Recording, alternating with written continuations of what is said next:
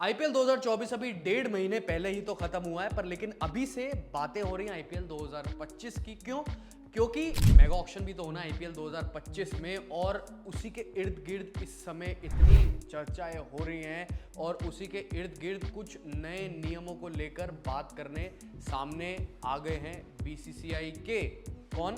IPL के franchise owners, यानी उन्होंने कुछ डिमांड्स और अपने सुझाव रखे हैं बीसीसीआई के सामने कुछ नए नियमों को लेकर, जो कि वो इम्प्लीमेंट करना चाहते हैं और करवाना चाहते हैं आईपीएल 2025 के मेगा ऑक्शन से ही और उसके बाद आने वाले कुछ एडिशन से।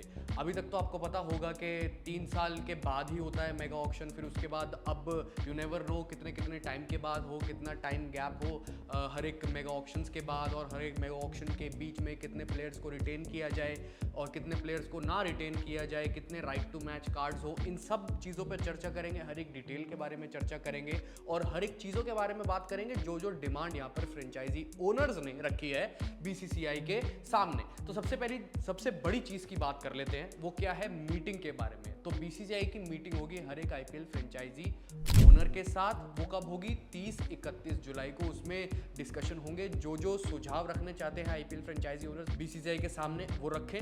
कोई भी दिक्कत नहीं है, सामने रखो। बीसीसीआई अगर मानती है कि ठीक है तो उसको फाइनलाइज कर दिया जाएगा। वो नए नियम अभी से ही इंप्लीमेंट होने शुरू हो जाएंगे आईपीएल 2025 से। दूसरी सबसे बड़ी चीज दोस्तों ये है कि सैलरी का पर्स। अभी तक तो जो सैलरी पर्स होता था वो कितने का होता था? हर एक फ्रेंचाइजी के पास वो होता था 90 करोड़ का।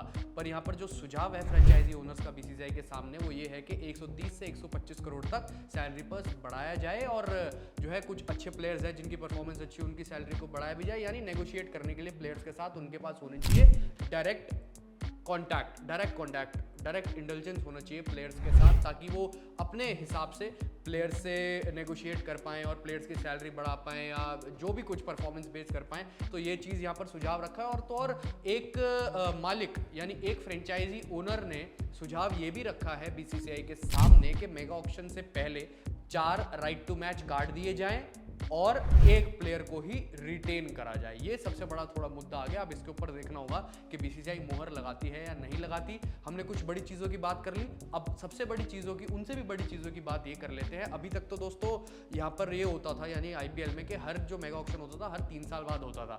अब क्या यहाँ पर सुझाव रखा है आईपीएल के फ्रेंचाइजी ओनर्स ने? वो ये रखा है कि हर 5 साल बाद हो। अब ये भी सबसे बड़ा मुद्दा है, इस पर भी सोच विचार करना होगा बीसीसीआई को इम्प्लीमेंट करने से पहले। अगली सबसे बड़ी चीज़ मैं आपको बताऊं, जो डिमांड करी है आईपीएल फ्रेंचाइजी ओनर्स ने, वो ये करी है कि 8 राइट टू मैच कार्ड्स रखने के लिए। और उससे भी बड़ी चीज़ की अगर आप बात करें, एक और डिमांड जो रखी है आईपीएल फ्रेंचाइजी ओनर्स ने बीसीसीआई के सामने, वो ये है कि 4 से 6 रिटेंशंस, यानी 4 से 6 प्लेयर्स रिटेन होने चाहिए। ये सबसे बड़ी। इससे पहले अगर आप बात करें तो 4 प्लेयर्स ही रिटेन कर सकती थी हर एक फ्रेंचाइजी। अब 4 से 6 प्लेयर्स रिटेन करने की डिमांड यहाँ पर बीसीसीआई के सामने रखी है आईपीएल फ्रेंचाइजी ओनर्स ने। तो ये सब कुछ नियम हैं जिनमें बदलाव आ सकता है, कुछ ऐसे नियम हैं जिनको बीसीसीआई खारिज भी कर सकती है। बीसीसीआई के ऊपर है। मीटिंग होगी 30-31 जुलाई को। अपनी राय सब के सब सिनेरियो के बारे में कमेंट सेक्शन में दोस्तों जरूर बताएं। हर एक नियम के बारे में आपको कौन सा ठीक लगता है। अगर आपको लगता है कि भाई कोई नियम इंप्लीमेंट होना चाहिए, जैसे इम्पैक्ट प्लेयर रूल वाला, उसके बारे में बहुत खबरें आ रही थी कि इम्पैक्ट प्लेयर रूल हटाना चाहिए या नहीं हटाना चाहिए, पर अभी तक जो खबर आई हैं, जो स्ट्रॉन्ग सूत्र हैं, वो ये कहते हैं कि इम्पैक्ट प्लेयर रूल नहीं हटेगा। बाकी फाइनलाइज बीसीसीआई करेगा। 30-31 जुलाई के बाद आपके पास अपडेट आई जाएगी। फिलहाल अभी के लिए इस वीडियो में इतना ही।